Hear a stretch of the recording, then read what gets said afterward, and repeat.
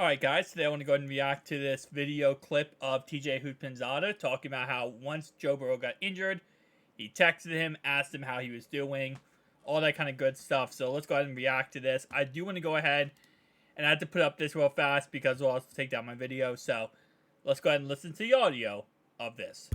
TJ, you have a little update of your own? Nah, I just shot him a text message like, bruh, you good to go? He was like, yeah, I'm cool. You know, be out a little bit, but I'm good to go.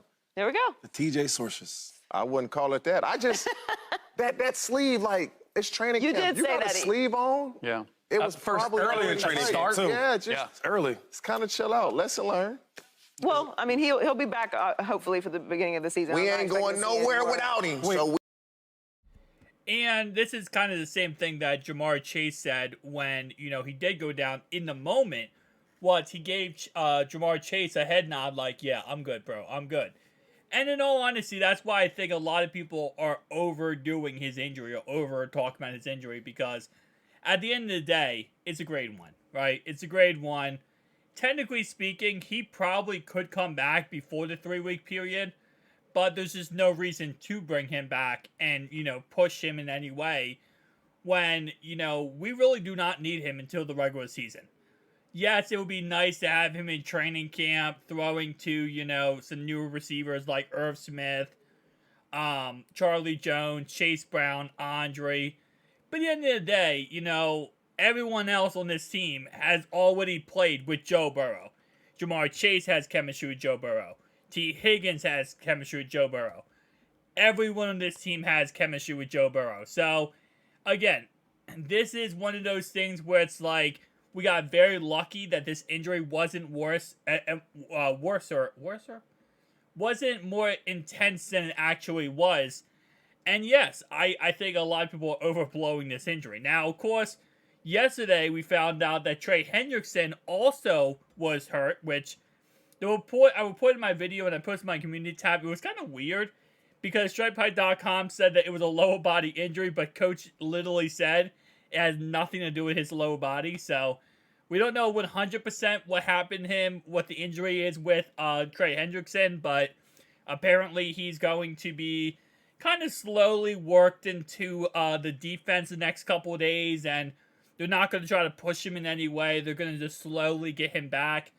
Again, like I said, it's one of those things where it is going to happen a lot during training camp where there's injuries that we just don't really know what happened. And even the doctors sometimes are like, it could be, this list of things right here, right? And a lot of times it's minor, right? My muscle, my right calf just feels weird. My arm feels weird, or this feels weird. And especially when it comes to more veteran players where, they're on the team, okay? They already solidified a roster spot. They're not a bubble player. They're not fighting for something. It's precautionary measures just to say, okay, you know what? We're not going to put him in the game. We're not going to put him in the training camp processes if we don't need to.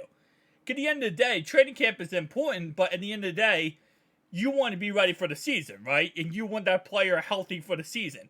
So if he misses 3 or 4 training camp processes, that's not going to change anything. That's going to, if anything, just heal him up and make sure he doesn't, re-injure himself or injure himself even more. Like, we did see that, I think it was like 4 days ago, Terrell Basham went down with the injury. I still haven't heard an update on him. Now, he is a, bubble type guy. He is a very low in the totem pole type guy. So it's possible, that his injury, they just don't really care. Not that they don't care about it, but it's not, like actual news. Like, if he doesn't play, whatever. He's guaranteed nothing. He's taking league minimum.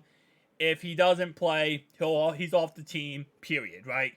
It's one of those things where we have a couple guys on this roster right now. The 2 XFL quarterbacks we just signed, they're not going to make the active roster, right? So their guys they're pretty much getting paid little to nothing. That's why I saw a couple people say, why don't we pick up an actual backup quarterback behind Trevor Siemian and Jake Browning if, Joe Burrow's out to week 1? And the reason why is because we don't want to pay him. Right? Any actual backup, Teddy Bridgewater, Andy Dalton, any of these guys, they would cost money. They're going to cost like around $1 to $2, maybe $3 million. And there's just no point. these other guys, you know, the XFL guys we picked up, they're on the roster and they're not getting paid anything unless they make the 53-man roster.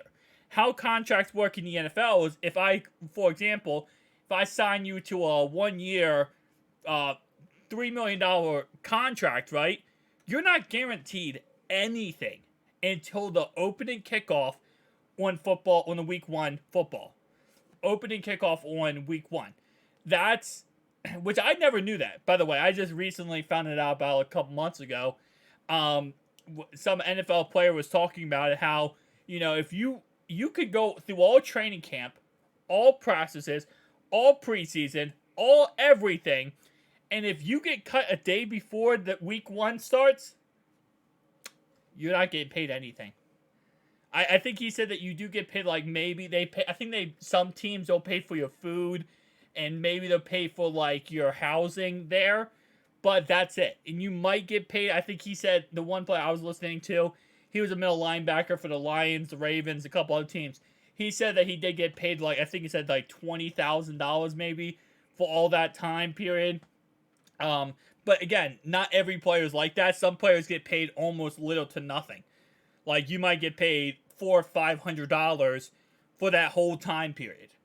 And it is what it is. Obviously, the point is you want to make the team and you want to go and, you know, you get paid in the NFL. So, we're going to probably see that, and that does happen. I mean, we talked about yesterday with the Cleveland Browns player, you know, who punched a guy's helmet in practice, right? And if that guy gets hurt, and if he's low in the totem pole, and you break your hand, breaking your hand takes 2 months to recover as an NFL player.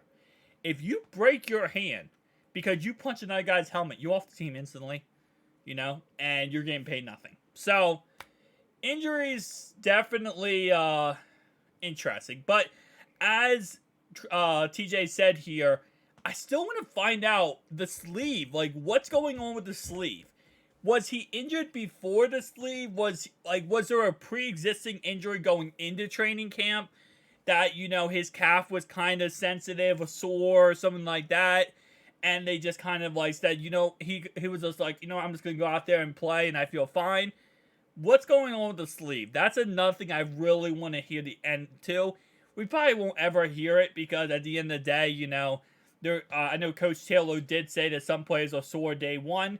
And that's pretty much that. And that he might have just been sore day 1.